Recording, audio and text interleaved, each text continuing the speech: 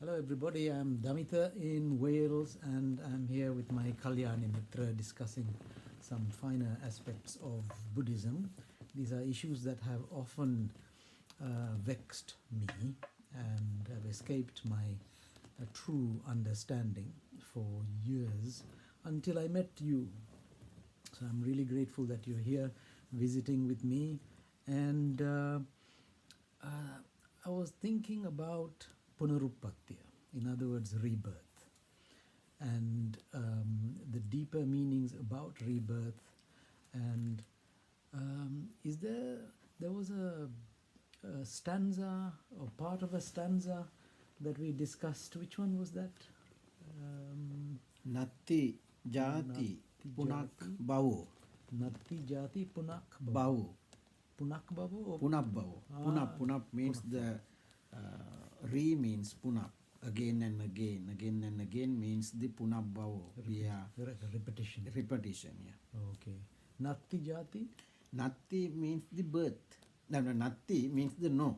Okay. Jati means birth. Okay. In commonly, common idea, Natti Dati Punarbhava means Lord Buddha asks and Lord Buddha prays to stop rebirth. Rebirth means the womb to womb. Yes. It is not the now after our getting after death. We are vijnana going to the another womb, the mother's womb. It means Punaruppathi. Oh, Punarbhawa. The rebirth. Punarbhawa. No, Punaruppathi. Right. So Punaruppathi is different from Punarbhava and Punaruppathi. They are two different. Yeah. One means rebirth. The other means thoughts. The other means thoughts the resurgence of thoughts. Yeah, one thought to the another thought. Punarbhava. Punarbhava. Very interesting. After conscious or the vijnana going to the another the next mother's womb, it is called rebirth. Punaruppathi. Okay, this is really, really important. So once again, it boils down to the doctrine of of sunyata, or nothingness. But when we analyze what the meaning behind this is, we feel that increasingly the Buddha is focusing on that complexity and difficulty that people will have in understanding the difference between rebirth and re-entry of thoughts. It's like a thought comes and it goes and something else re-enters. Yeah. So for now, we call it a distinction between rebirth of life versus rebirth of thoughts. So that is life the difference. After life is Punaruppathi. Lord Buddha never mentioned about rebirth. There is no Punaruppathi in the texts. Yeah. But people think Lord Buddha never mentioned about rebirth, the Punaruppathi. It means Lord Buddha say about a person after die, he goes to the another life. But Lord Buddha never mentioned about that life. Okay. That is the effect. Yes. The cause is there. Okay. So cause he's focusing on the cause, not cause, the effect. He's giving us a distinction between, we know there's a distinction between Punaruppathi and Punarbhava. The Lord Buddha himself didn't actually talk about Punaruppathi. His focus was Punarbhava. Once again, like we discussed earlier, he is a psychologist of fabulous talent. That is who the Lord Buddha was. All I can see and all my Kalyana Mitra can see is a scientific mind who was born in this our world around the same time as other great minds like Pythagoras and Hippocrates and all those Greek philosophers. And basically we're looking at a scientist who was in the knowledge of those days managed to use his own mental exercises, like what Albert Einstein and them did, mental Yes. thought experiments, focusing on what is the cause of rebirth. That is the message. And so, what more can we understand from Buddha's teaching when he is saying these things? Yeah. The Natti Jati means we can stop the birth. Natti Jati Punarbhawa, we have to stop the next birth. But not the person who die after rebirth again.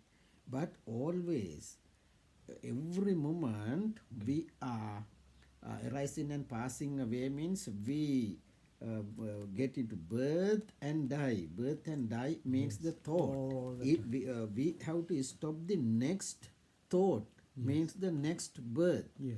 Then after achieving that understanding, Lord Buddha always explain about that the what is happening in the present moment. The present moment activity is called the birth and die, birth and die. It is the present moment thought. Lord Buddha always about explaining these thoughts means the consciousness. It is the consciousness, one consciousness to another consciousness. It is called die and birth again. Well, what I understand then is basically consciousness, thought, and how we can control these minute by minute all our lives. I mean, clearly, people who are not monks or reclusive or out there being able to just switch off from the world, we who are gihi or normal Lay person lay or the people, priest, yeah. lay people, we've got jobs, we've got responsibilities, we've got duties. But maybe we might be able to find a time, a place that is good enough for us to meditate in Vipassana Bhavana and try and get to Nirodha Samapatti. So we'll talk some more about these practical things as we go along, but we have done some in our previous videos. So at the moment, Hamdurani, what we need to do is, even though it's very, very little time that we as busy people can do this Nirodha Samapatti and try to meditate in this way, because that's the only way that we can do what the Buddha is asking us to do, which is to focus on all the vijnana and in order to get rid of them or ignore them, and then stop your mind from thinking. And so all the time make sure you are controlling your mind, controlling your thinking. How can we make this a practical thing? Yes, there are 24 hours per day. Then layperson, most of the times they have to allocate to collecting money for their day-to-day life. And bhikkhu or monk, but they can, the lay persons, the devotees, they give all the things for the priest, monk. Then they have lot of time to meditate. But lay person, lack of time to get in practicing, the reason is that they have to allocate their time to the day-to-day life. But you have 24 hours. Then if you can allocate at least 1 or 2 hours to practice the things, there are no difference between to reaching the nirvana or you are lay person or you are priest. Okay. But nowadays, after the temple, there are two kinds of the priests. Some are living in the village, some are living in the jungle. The Lord Buddha's time also. But the priest in living in the village, they have to do lot of things than the layperson. In one family, you think about that, one father, one mother, and less than 5 children.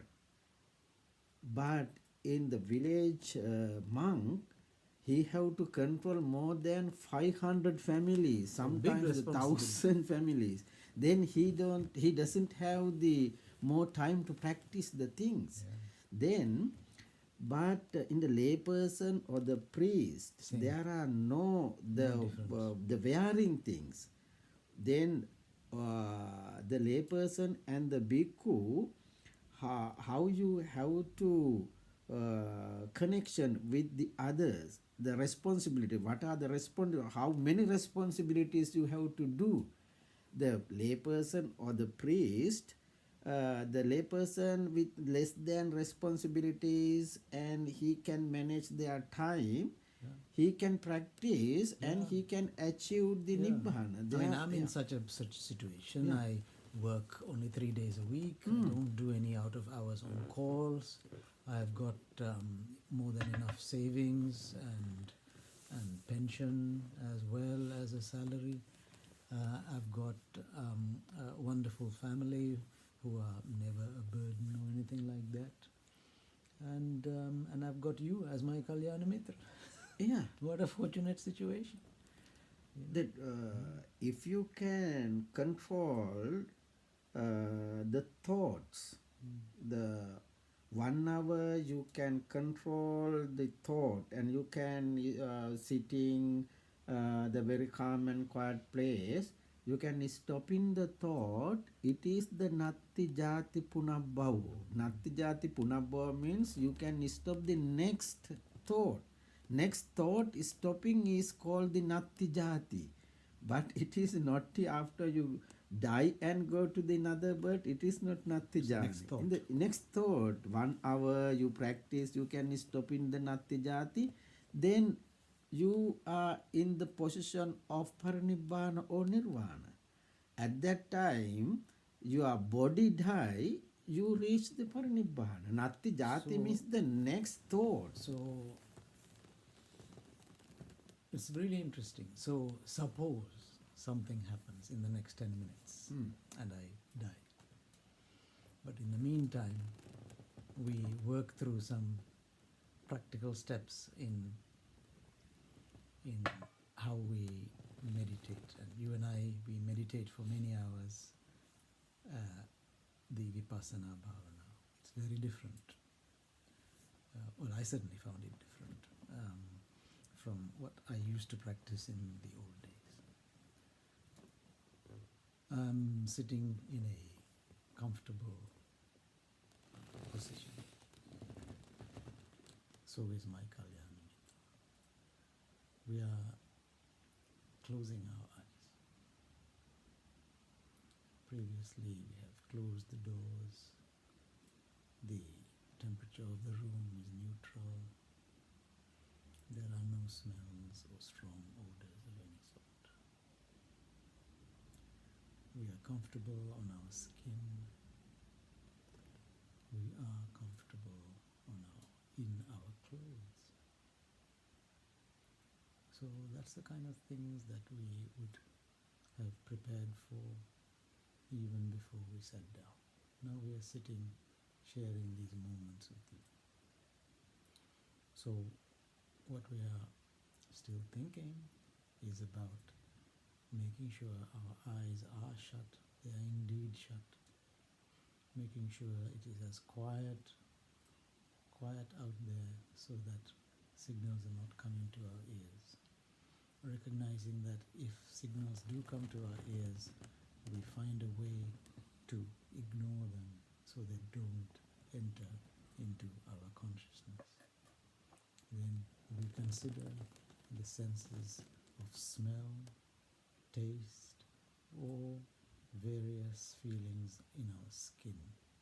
We think about those sensations that are coming in, therefore, from outside sources, and remember and maintain that awareness that we need to try and minimize, ignore, shut it out. think that we want to spend a few moments about the biggest problem that we all have, which is our thoughts. Our thoughts, active, thinking about fears, anxieties, hopes, memories, joyous moments, sad moments, all those things from the past and in the future. But we want to now bring it all right here, right now.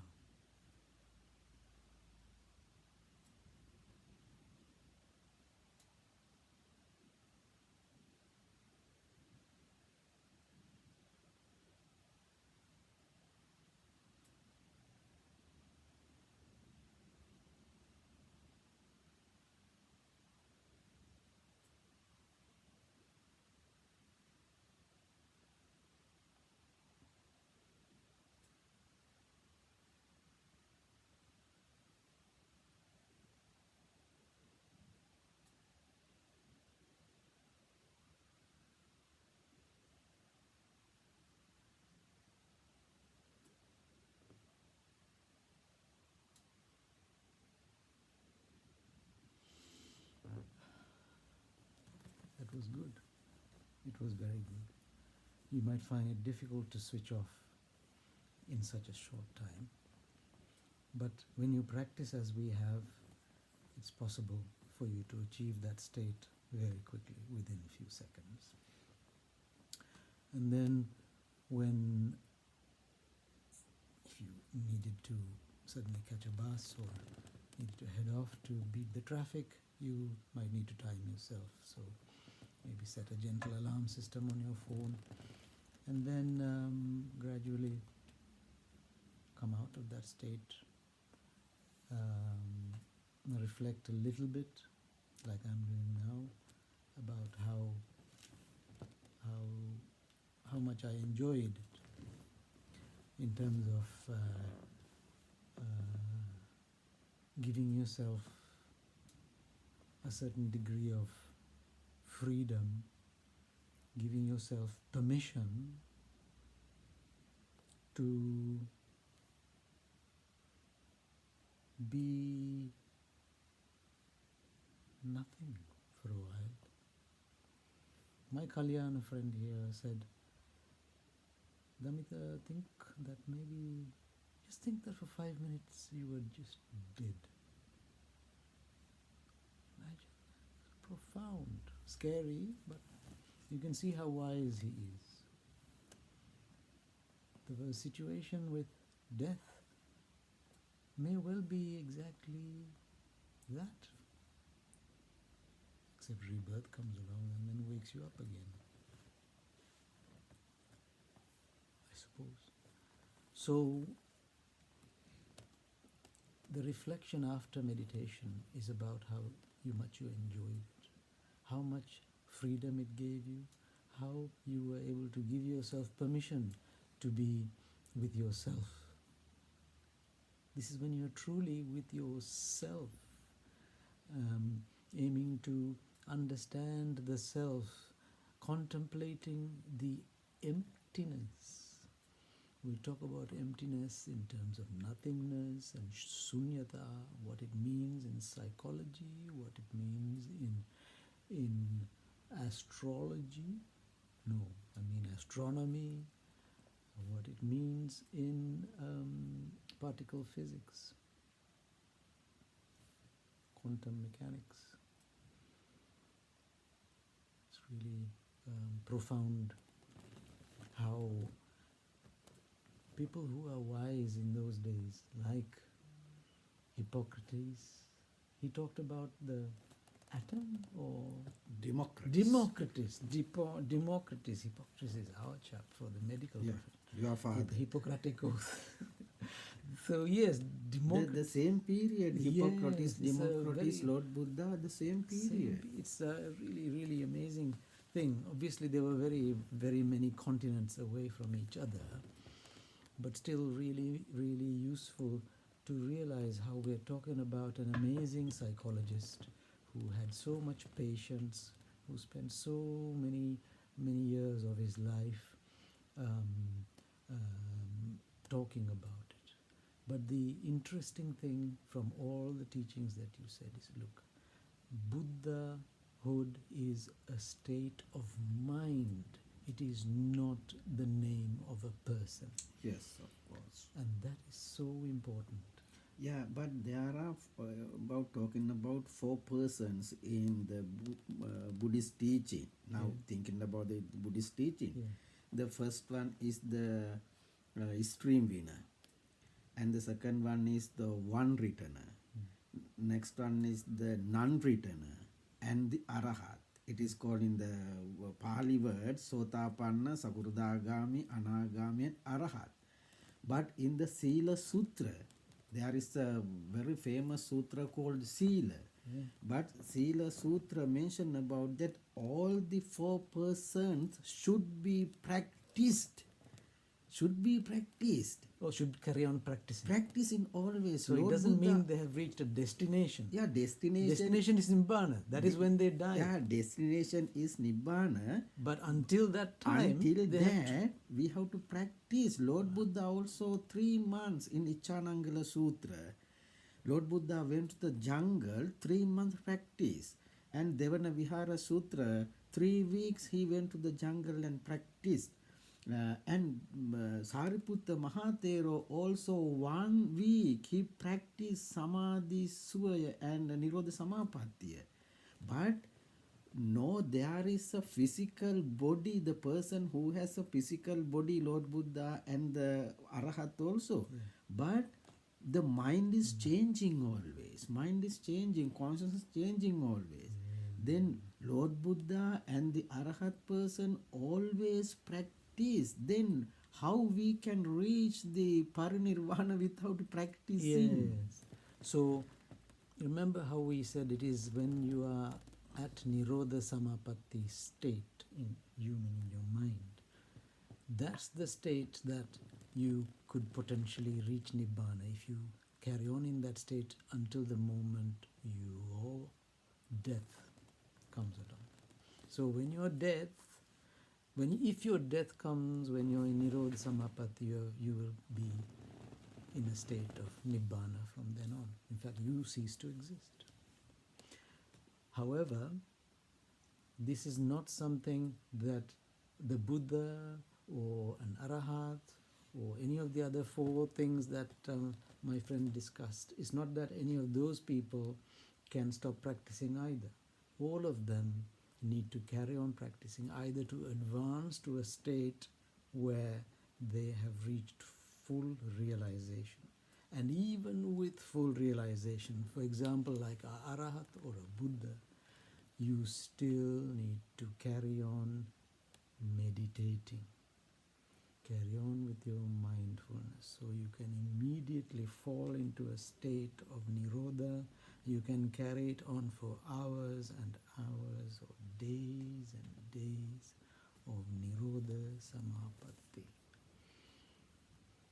As you become older and more feeble, as you feel that your body is giving way, maybe you will by then be fully retired, your family and friends and your pension will be able to give you the type of things that my Buddhist monk friends like my Kalyana Mitra, they get for free.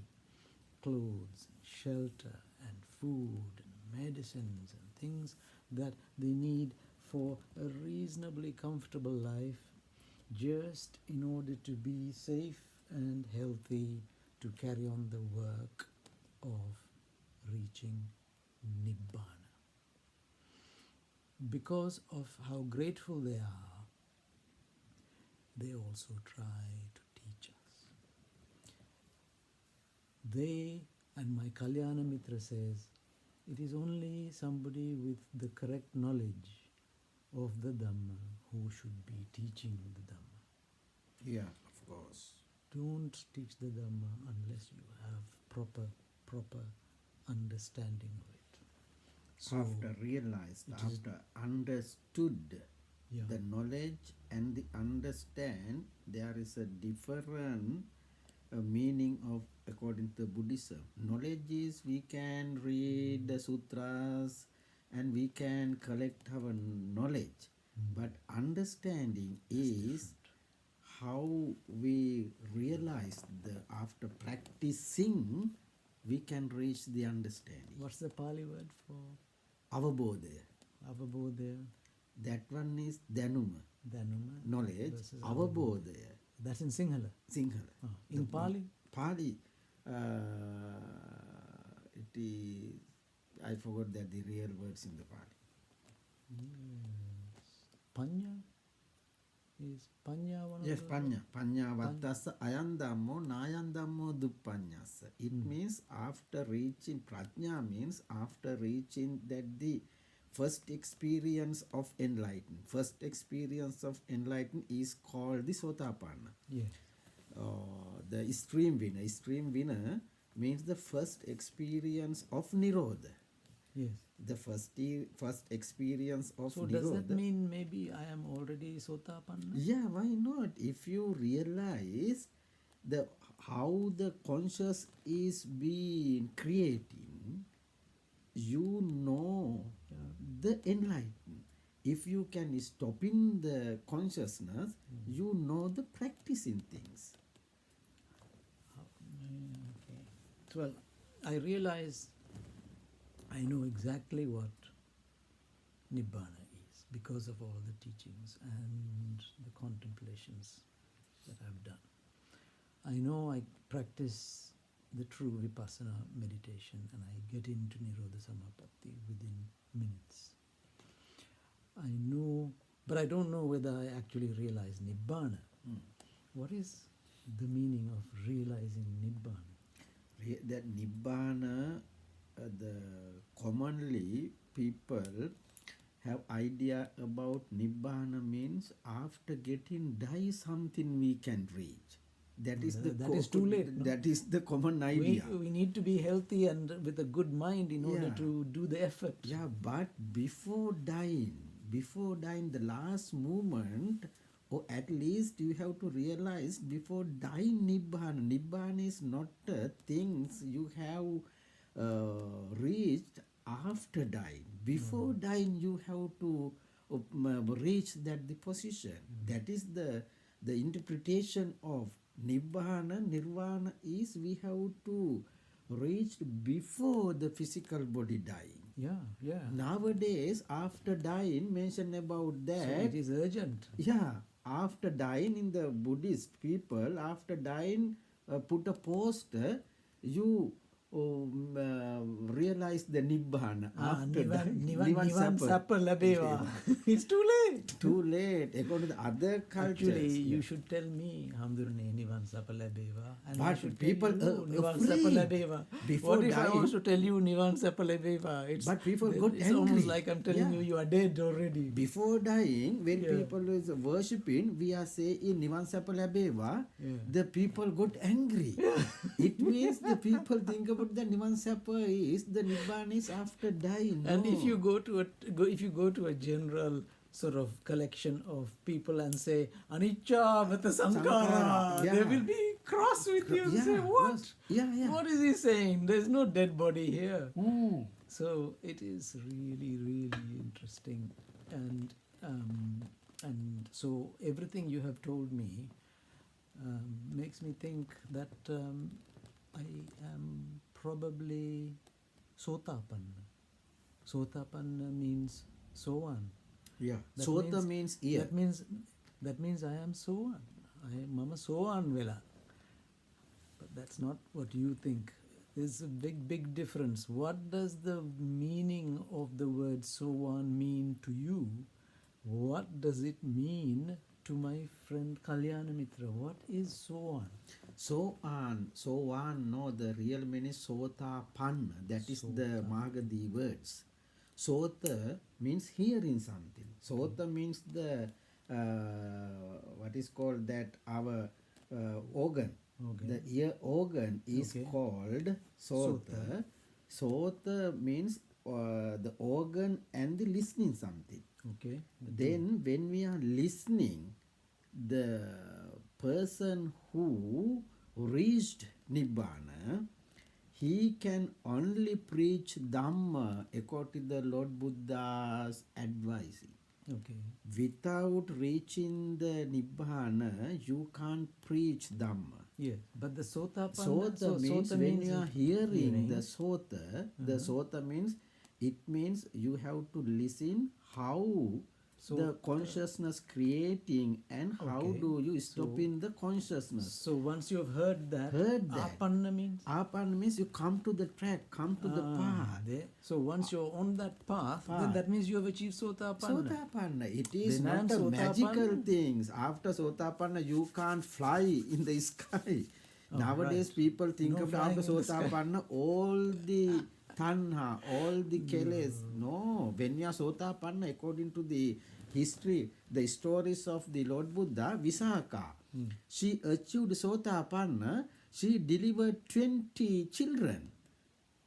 So that's really a useful thing. Yeah. So even though I am Sotapanna, I can still have sex, I can still drink alcohol, I can still go dancing, enjoy myself, or just do nothing, carry on working. But the idea is that I have achieved Sotapanna because just like you might be able to remember, there's nothing unique about me. We can all do this. We can have a Kalyana Mitra and we can listen to his or her teachings. And who is a Kalyana Mitra? Somebody who really truly understands the words of the Buddha, who is probably also Sotapanna or Arahat or any of those things. Anyway, he has realized Nibbana. And he is then in a position to give you that advice freely and with compassion. Then he is truly your Kalyana Mitra. So you have to hear it from a Kalyana Mitra. Nowadays, there's more than one way to hear things. You can hear things virtually like you're doing now, or you can go to the temple or the Aranya and spend a month or two at